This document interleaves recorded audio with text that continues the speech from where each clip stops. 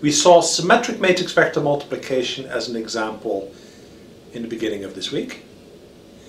What we're now going to do is look at a very closely related operation, symmetric matrix multiply.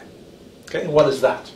Well, what if you're trying to do C is equal to A times B plus C, except A is a symmetric matrix? All right? So let's start by coming up with the partition matrix expression. Okay? And what did we learn from coming up with algorithms for matrix multiplication? Well, we learned that we should pick one of these operands, we should partition it and then see what happens to the other ones.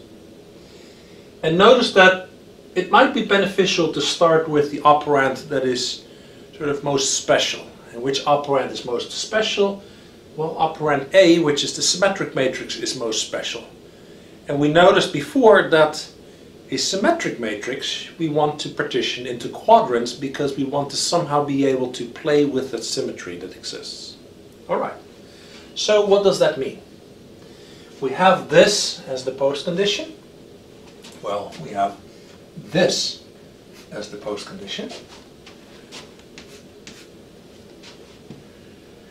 And now what? Well, let's partition matrix A. And how did we partition this when it was symmetric? Into a top left, a bottom left, a top right, and a bottom right, like that. And then what we did was we recognized that if we chose these to be square, and we only stored the lower triangular part, then this right here was actually just the bottom left part of A transposed. Okay? So we take that and we plug it into the postcondition. We've done that before. And then we say, well, how should everything else be partitioned? Well, notice that we learned that if you multiply with a partitioned matrix, you should do this times that plus this times that, and this times that plus this times that. So that indicates to me that B should be partitioned into a top part and a bottom part at the very least.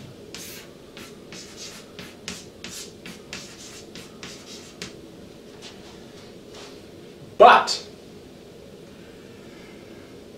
you could of course say, well, since we partitioned A into quadrants, why don't we also partition B into quadrants? Well, there's nothing special about B. It doesn't have any special structure.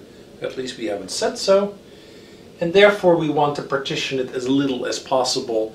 We know we must partition it this way, but we don't need to partition it any more than that. So let's leave it alone. Okay? Okay, now notice that when you do this times that plus this times that, you end up with a top part. And this times that and then plus this times that gives you a bottom part. So that tells us that C must be partitioned into a top part and a bottom part. Alright? And that of course means then that C hat should be partitioned into a top part and a bottom part as well. You got it? So what did we always do?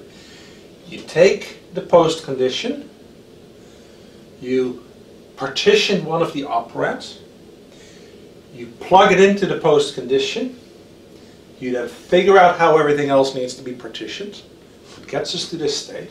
And then what?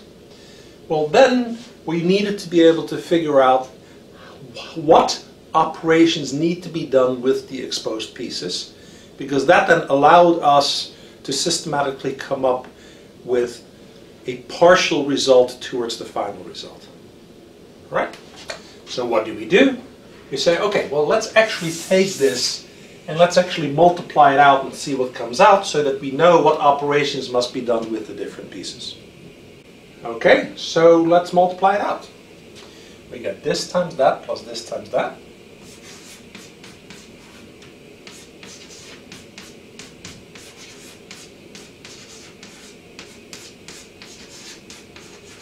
Which must be added to that.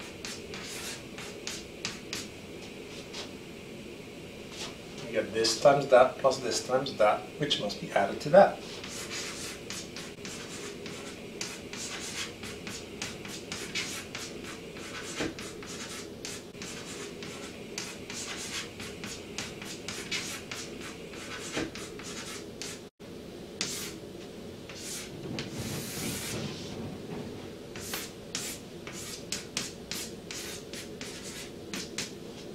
Okay, so now we have this, which by the way looks exactly like what we had when we did symmetric matrix vector multiplication, except these were lowercase x's and those were lowercase y's.